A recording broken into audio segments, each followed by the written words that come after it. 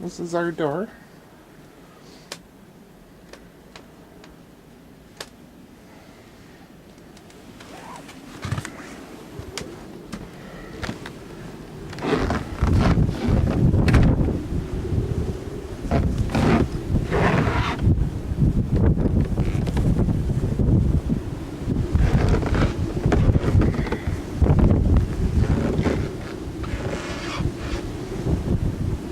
Can hardly see the house across the street.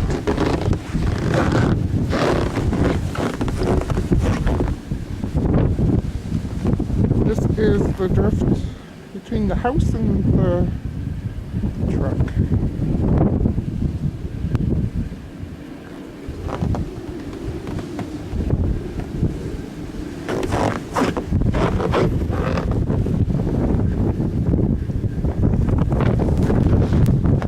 Matthew's snowmobile.